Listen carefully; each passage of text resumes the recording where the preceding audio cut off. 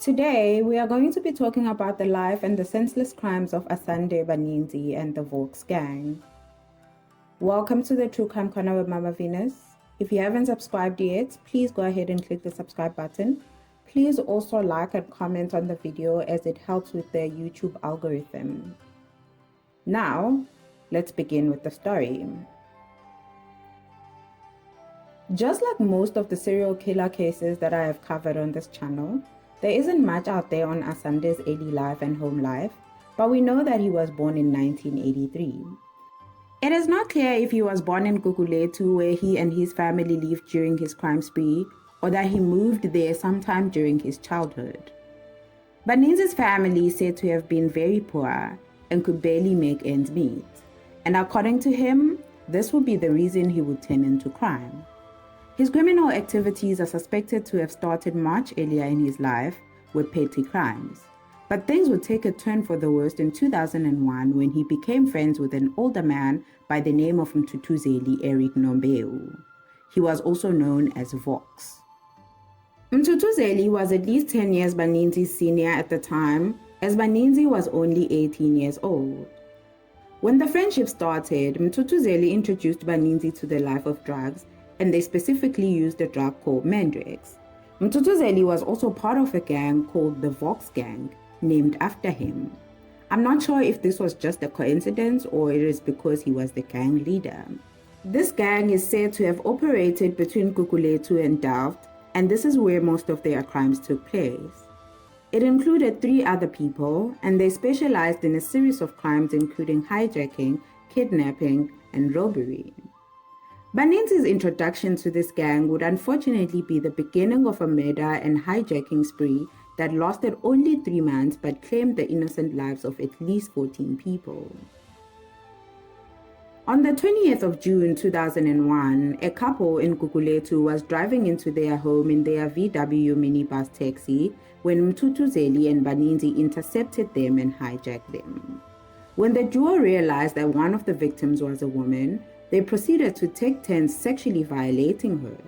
They then robbed the couple of all their belongings and then drove away.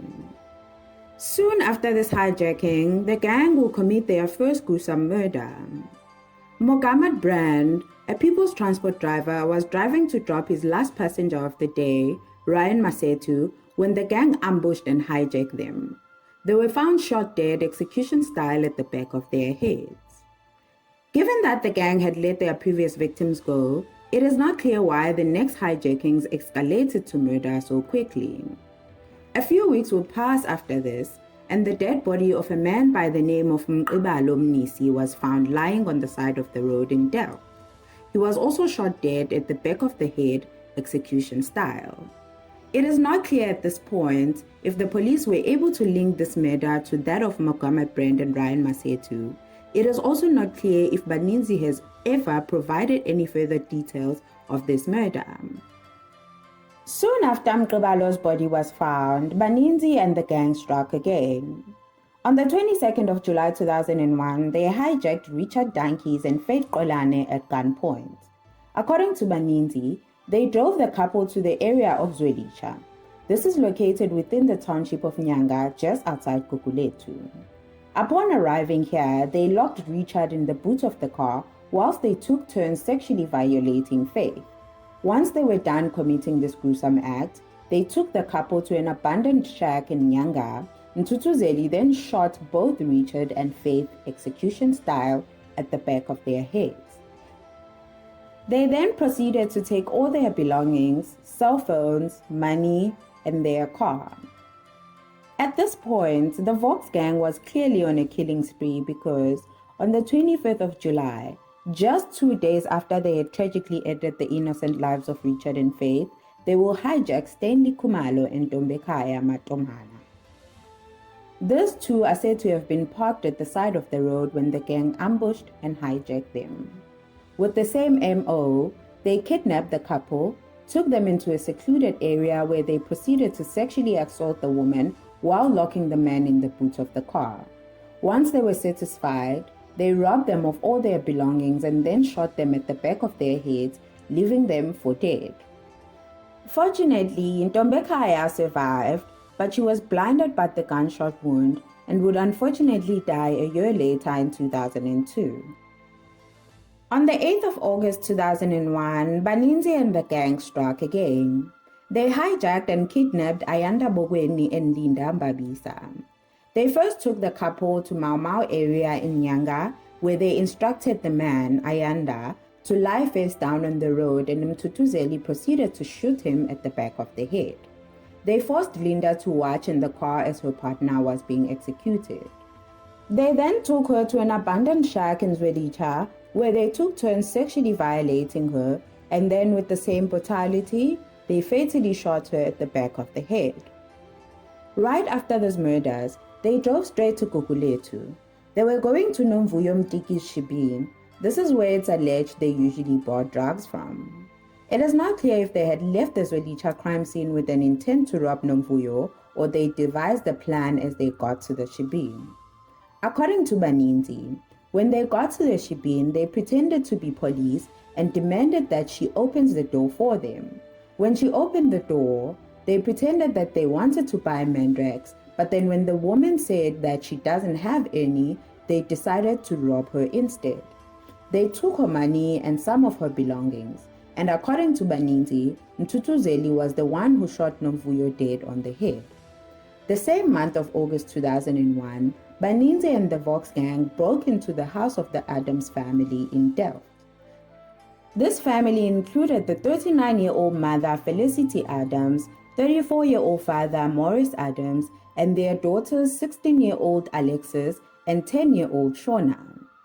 They held the family at gunpoint intending to rob them, but Mrs. Adams is said to have pleaded with the gang that they can take anything they want in the house but spare her family's lives.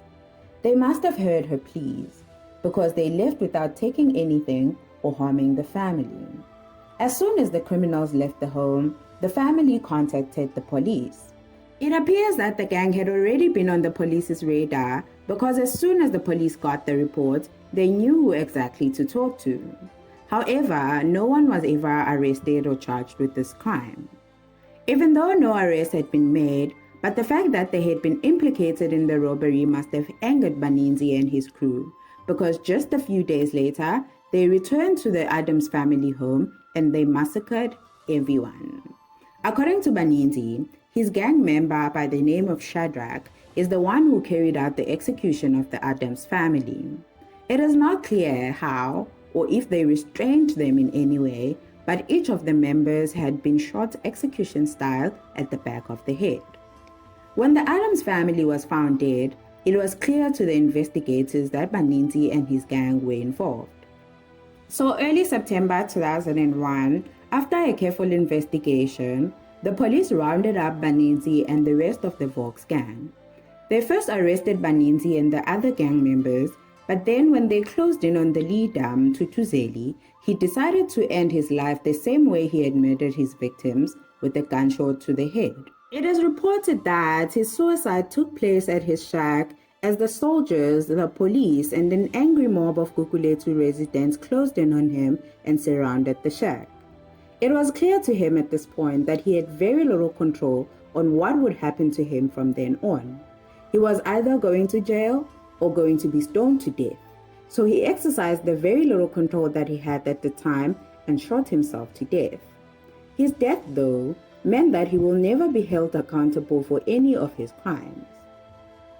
Baninzi would later name Mtutuzeli as the main triggerman for most of the murders, and during a later trial for one of the other gang members, Mtutuzeli's girlfriend confirmed this. She confirmed that he was a hardcore criminal and that she had seen him shoot someone in cold blood at close range during a hijacking. Upon his arrest, Asande Baninzi quickly confessed to all their crimes. According to the lead investigator, Jonathan Morris, Baninzi had trouble sleeping because of all the gruesome crimes he had committed, so confessing brought some sort of relief unto his conscience. He and another gang member were charged and convicted for the murder of the Adams family. Baninzi was sentenced to 4 life sentences and a further 67 years for housebreaking, robbery with aggravating circumstances, and illegal possession of firearms and ammunition. He was only 18 years at this point. In May 2004, 21 at this point, Baninzi was back at the Cape High Court for his second trial. At this time, he was still serving his sentence for the Adams family, but had additionally been charged with 51 counts in connection with the robbery and hijacking spree between June and August 2001. During the trial, he pleaded guilty to 14 charges of murder, 3 of attempted murder, 15 of kidnapping, 12 of robbery with aggravating circumstances, and 1 of indecent assault, 4 of rape, and 1 of housebreaking, and illegal possession of firearms and ammunition. The other gang members were tried and convicted separately. At this trial, the 21-year-old expressed remorse and took accountability for his actions. He told the court that even though he was mostly on a drug craze when he committed the crimes, he was aware of what they were doing, and he knew that it was wrong and unlawful, and he knew exactly what the fate of the people would be when they hijacked them. In his statement read out in court, he said, I quote, "I participated in the hijacking, kidnapping, robberies, and rapes as I wanted to buy the Mandrex tablet, and I acknowledge that I unlawfully and intentionally committed murders and other crimes." Close quote. He proceeded to tell the grim details of each of the crimes he was charged with, telling the court how he and the other accused had committed each of the crimes. His words triggered a loud weeping in the public gallery, where the relatives and the friends were packed hoping to find closure in the gruesome and senseless deaths of their loved ones. According to the investigating officer, this case was the most gruesome of his career, and it was the first time where one person was charged with so many crimes and admitted to committing them. Asande Baninzi was found guilty of the 51 charges and was sentenced to 19 life sentences and a further 189 years of imprisonment. He will most likely spend the rest of his life in prison.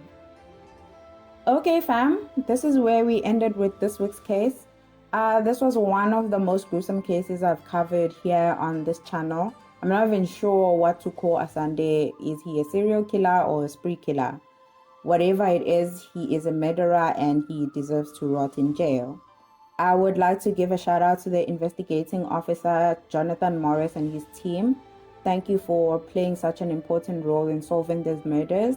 My heart goes out to the family and friends of the victims. I hope the fact that the murderers were brought to justice can bring some sort of comfort. I know it's nowhere near enough, but just hoping. I would love to hear your thoughts and opinions on this case. Please go ahead and leave them on the comment section below. Thank you so much for watching, fam. Please don't forget to subscribe and like the video. See you on the next one.